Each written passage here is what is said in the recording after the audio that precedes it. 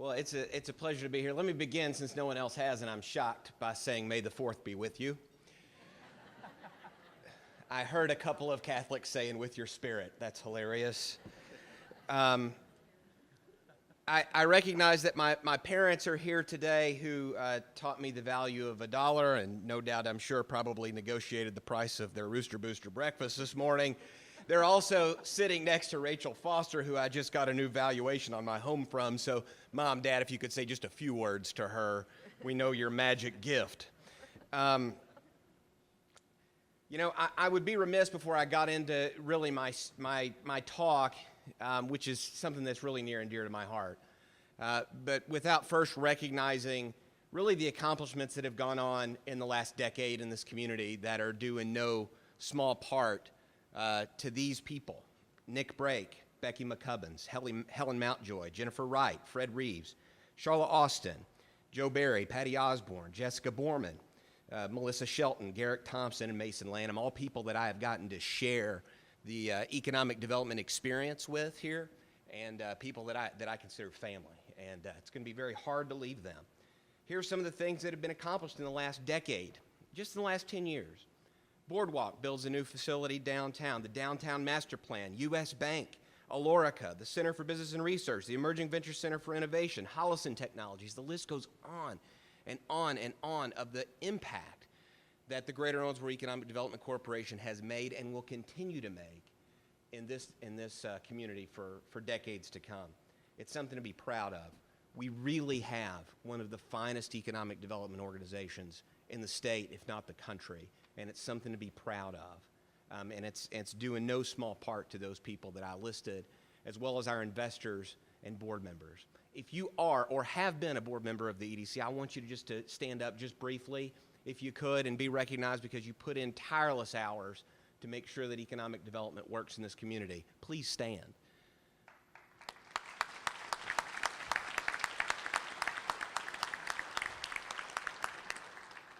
So I grew up Southern Baptist, which means I've got 3 points to make, and you will not get out on time. We're going to talk a little bit about the innovation imperative for our community. We're going to talk about our biggest workforce challenge, and finally, what I consider the promise of Owensboro, the promise of this community. So let's talk about some theories on progress. I'm a history buff, I guess, if nothing more, nothing less, and I really believe we've got to go back to the 1300s to really understand where we are right now. And this was a time of the emergence of commercial cities, different from trading cities. These were communities that had to develop their own products, their own brands, their own way of life. Sound familiar? It's our small business story.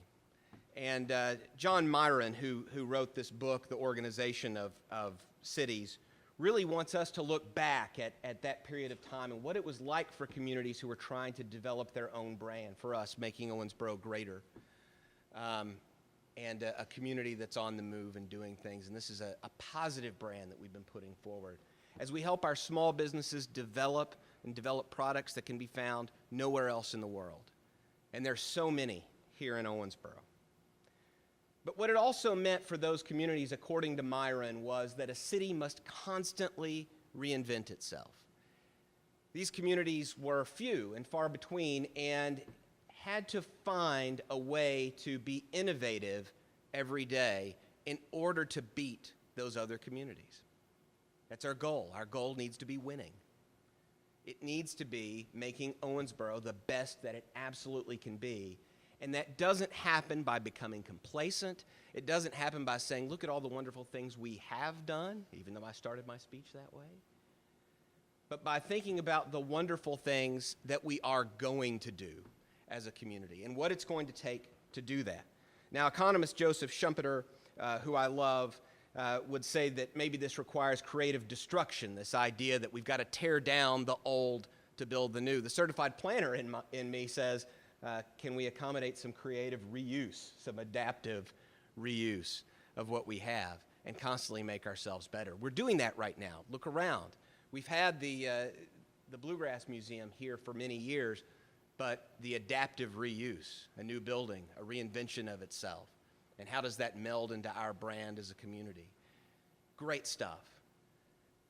Airport that was really on its last legs, now vibrant, commercial flights daily, the second longest runway in the state, a huge economic development asset for our community. Huge. A river port that is growing and expanding and offering services unlike any other seen on the Ohio River. Things to be proud of. And this innovation makes us better every day. Where else do we need to innovate? Does it include forms of government, the way we educate and train, and other community assets that we have? You know, the state of Kentucky has 120 counties, and so as urban legend goes, those 120 counties were divided as a way that people could travel from county to county on one day by horse. I don't know whether that's true or not, but certainly for those who believe that budgets are tight, possibly one thing we could think about is reducing from 120 to 30. Think about all of the overhead that we would get rid of on day one by doing that. I know I can travel to Ashland in 6 hours, and that idea of being able to travel county to county in a day is pretty much not useful anymore. There are innovative forms of government that we need to look at. Maybe that's locally, maybe it's statewide, maybe it's national, but I think one thing is for sure, for us to be competitive and innovative in the future, we have got to innovate everything that we do. And that isn't just businesses, that includes government, education, which our educational institutions are absolutely killing it when it comes to innovation. You just go to the Owensboro Innovation Academy and you can see kids that are developing their own products, that are learning how to hire and fire people, the soft skills that our employers need. So that brings me to what I consider our biggest barrier to progress. Some of this may be hard for you to hear, but it's a message that everyone needs to hear. And if you've been in Leadership Owensboro, you've heard me give this before. But our biggest barrier to progress is our lack of diversity. And the demographic revolution in our country has happened, and I'm going to demonstrate how that's happened and how it will come to Owensboro, and unless we are an inviting and accepting community, our workforce will not grow and it will not prosper. I'll tell you a little bit about a guy that Father Larry and I met a couple of years ago. He works at a place called the Kinder Institute for Urban Research. It's at Rice. The guy's name is Dr. Stephen Kleinberg, and he presented to the Southern Association of Colleges and Schools a really interesting presentation about the changing demographics of Houston and how that will affect the world. Dr. Kleinberg has been tracking local and national demographics in Houston for over 34 years now. In those 34 years, he presents to the people of Houston the same questionnaire year after year. It does not change. He's got objective data that has come in now for over 3 decades, going on 4. And the result is this hypothesis that what Houston is, America will be. And it's interesting when you see what Houston is. Houston is the most diverse community in the United States. A quarter white, a quarter black, a quarter Asian, and a quarter Latino, almost down to the percentage point. It's incredible. And that's happened really over the last 30 years or so. And Dr. Kleinberg has seen that progression.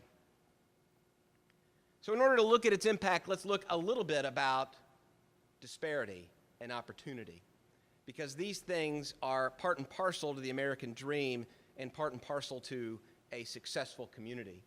Those 30 years after World War II saw a period of broad-based prosperity, and you can see the percentage increase in before-tax income to these sextiles here, the bottom 20%, the second 20%, middle, fourth, top, and finally the top 5%.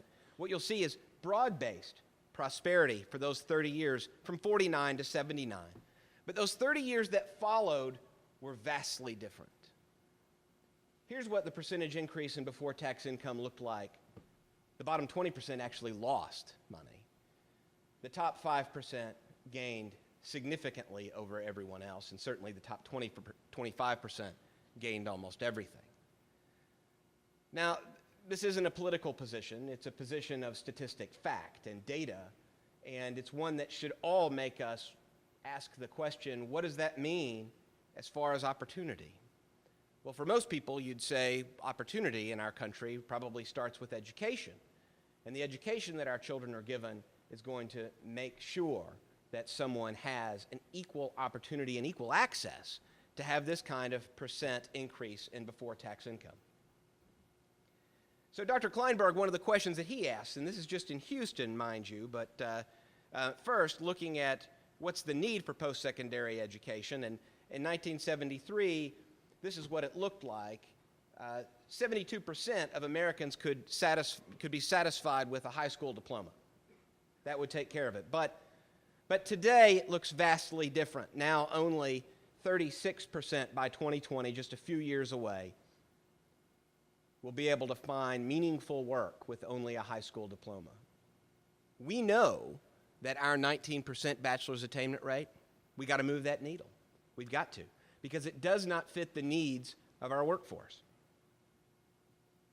Now, if we can provide access, do we understand the need? I'm up here telling you about it. I'm sure I'm preaching to the choir.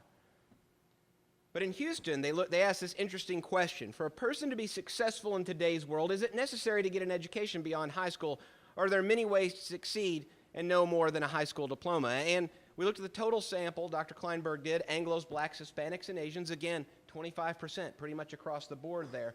And you could see the total sample, thankfully, 66% believed that an education beyond high school is necessary, and in fact it is. But here's how it broke down according to race. If you're a white American, for the most part, you don't get it. If you're a black American, you get it. Hispanic American, you get it. Asian American, you get it. And yet we see what the actual outcomes are for post-secondary education. For the most part, it's flip-flopped. Those that don't see the value in it tend to be the ones who get it the most. The ones who see the value must not have access. There is some disconnect there. And it's something that Richard Reeves has spoken on, and some of you have seen this video before, but if you haven't, listen closely to the words of Richard Reeves. I think it's a powerful argument. He's with the Brookings Institute.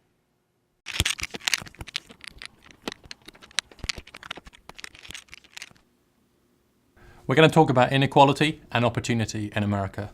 Let's start by dividing the population up into 5 equally sized slices. If you're boring like me, you might call them quintiles. In an absolutely equal society where everybody had the same amount of money, each fifth of the distribution would get a fifth of the money. It would look like this. Of course, that's not how it is. In the real world, the bottom quintile, the bottom fifth, gets 5% of the money, and the top fifth get more than half the money. But I think in terms of fairness, and certainly in terms of American fairness, the question's less what's the gap between the bottom and the top, and it's more what are your chances of making it from the bottom to the top? How mobile is society? How far does where you're born on the ladder affect where you end up on the ladder? So in a perfectly mobile society, an opportunity utopia, being born down here in the bottom quintile would have no effect on where you ended up. You'd be equally likely to make it to the top as to stay at the bottom. But now I want to show you what it's really like. Right now, for the people born at the bottom, more than 1 in 3 of them will remain stuck at the bottom, and just 1 in 10 are going to make it all the way up to the top. That's bad enough, but it's even worse for certain groups in the population. If you were born in the bottom quintile and you're a black American, you have a 50% chance of remaining stuck at the bottom and just a 3% chance of making it Horatio Alger style all the way to the top. So this is the picture for black America.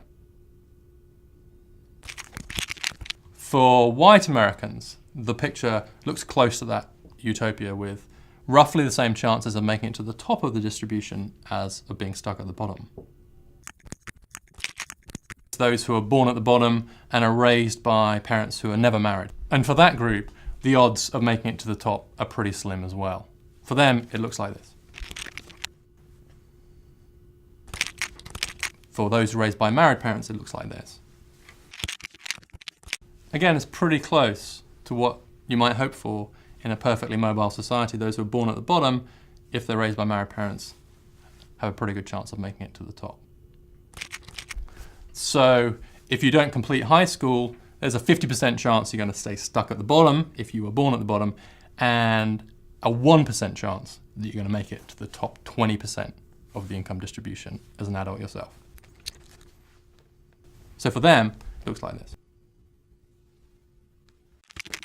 If you're born at the bottom, born in this bottom fifth, but you're one of the few born down here who managed to get a 4-year college degree, transforms your chances of moving up the income distribution. Go to college. We can have a long argument about the gap between the rich and the poor, but I think we can all agree that we don't want to live in a society where you're born determines so strongly your chances in life of where you end up. America has a dream of equal opportunity, and we're a very long way right now from that dream. We have a big problem, and we need big solutions.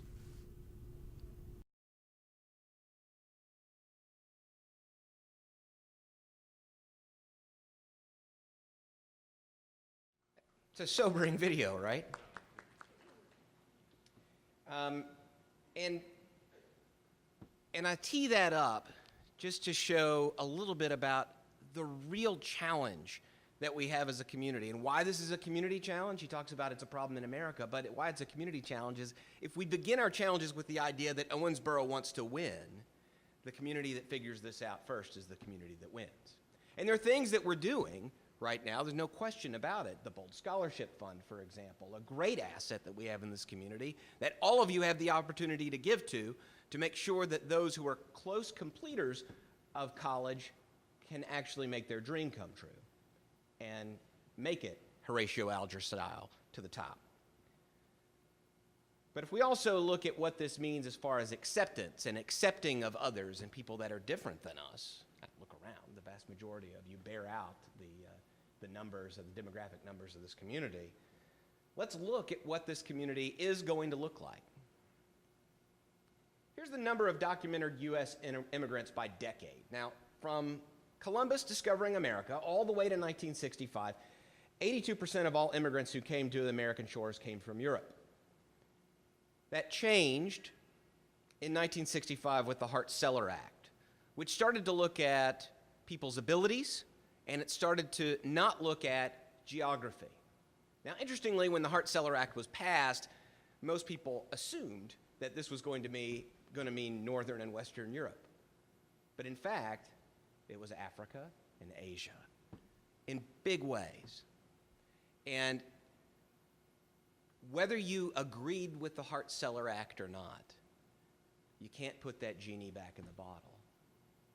Our country truly is a melting pot, and we are not going to change that. The sooner that we as a community understand and accept that, the faster we move ahead of the rest of the world, because people are fighting this tooth and nail, and they are fighting a losing battle. Here's what Harris County looks like by age group and ethnicity. Now, this was as of 2013, and if you looked at non-Hispanic whites, here's how it broke down. And if you look at everybody else, it looks like this. So those that are already in the 55 to 64 age range already know if you're white, you're no longer in the majority. That's already in Harris County. And certainly the 5-year-olds right now, by the time they're in their working years, are going to find that whites are only 20% in Harris County. Now, how effective do you think that community would be if they weren't diverse? Houston's booming. Just go down there. It's incredible. New ideas, new ways of doing things. But what about Texas? Well, Texas is very much the same story. Non-Hispanic whites and everybody else. Ahead of the curve, you might say, that's just Texas. Texas is on the border with Mexico. But remember that it's 25% Asian and 25% black and 25% Latino. This isn't a Mexico story at all.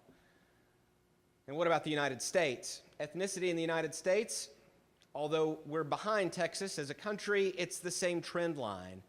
And it's something that we are going to have to get used to. Those that are 5 years old right now when they're in their working years, the face of America has changed, and we have got to accept it and move on. By 2050, this is what it looks like.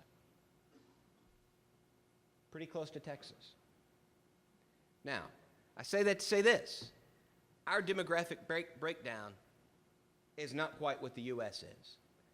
I guess another urban legend that Mark Twain once said, if I find I've got a year to live, I want to die in Kentucky because everything happens there 10 years later. Here's the U.S. The U.S. is 62% white. Here's Kentucky. Kentucky's 87.93% white. Here's Davis County, 91.7% white. And then the city of Owensboro itself, 92.69% white. Folks, if we don't wake up and make diversity something that we care about, regardless of party, regardless of political persuasion, we're going to lose. Because the rest of America is going to look one way, and we're going to look like a place nobody wants to go.